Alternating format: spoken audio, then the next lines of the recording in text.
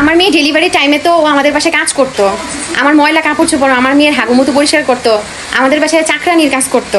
তো আমার বাসায় একদিন চুরির ধরা পড়ছে, আমার বাসা থেকে টাকা পয়সা চুরি করছিল, লাথি দিয়ে ঘর থেকে বের করে দিছিলাম। এটা প্রতিশোধ নিতেছে মিথ্যা বানোয়ার কথা ছড়াইয়া। তো তুই তোর নিজের অরিজিনাল আইডি নিয়ে আয়, তোরে কখন জুতাইয়া দিমু। ফেক আইডি দিয়ে আসছিলি, আমি চিনালামও দেখা, তোর কমেন্ট দেখি আমি চিনালাইছি তোরে। তুই যে আমার বাসায় সেই চাকরানি মহিলাটা, সুন্নি চাকরানিটা, এই বেড়ি জানবো না কে জান। তিশাকে এবার রীতিমতো লাইভে এসে লাথি মারা দিল ইতি। ইতি এবার চরম আকারে অপমান করে ছেড়েছে তিশা এবং তার চামচা ভেবলি মৌসুমীকে। ভাবা যায় কতটা নির্লজ্জ হলে বারবার একজন মানুষের পিছে পড়ে থাকে। কি বললাম, একজন না, সবার পিছে পড়েই থাকে। মানে এমন কোয়ালিটির মানুষ এরা, 12 জায়গার খাবার না খেলে এদের ভালো লাগে না। এই জন্যই তো ইতি বলেছে এরা 12 ভাতারি।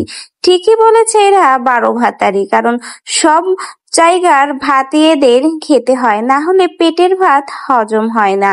মানে কি নির্লজ্জ, কিভাবে যে বললো। এই ভেবলি আর ভদনার কথাই বলি, ওদের তো কম মানুষ ধুচ্ছে না, তারপরেও নির্লজ্জের মতো মানুষকে নিয়ে পড়ে থাকে। আর কি বলবো আহাত তিশার কথা, ওদের ঘটে তো একটুও বুদ্ধি নাই, না হলে এইসব চামচাদের নিয়ে সোশ্যাল মিডিয়াতে এসে দল বাঁধে। মানুষ আর খুঁজে পাইলি না ভাই, শেষমেশ ডেট ওভার মান নিয়েই চলে আসলি। এত যদি চামচার দরকার হতো তাহলে একটা ফেসবুকে পোস্ট দিতি, দেখতি হাজার হাজার ভালো চামচা চলে আসতো তোদের চামচাগিরি করার জন্য। এরকম ডেট ওভার প্রোডাক্ট না আনলেও পারতি।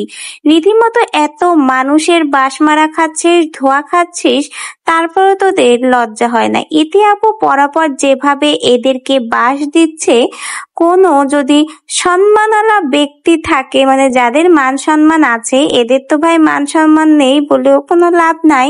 তো যাদের সম্মান আছে তারা একবার হলেও লজ্জায় মুখ ঢেকে নেবে, কিন্তু এদের তো নেই এক বিন্দু লজ্জায়।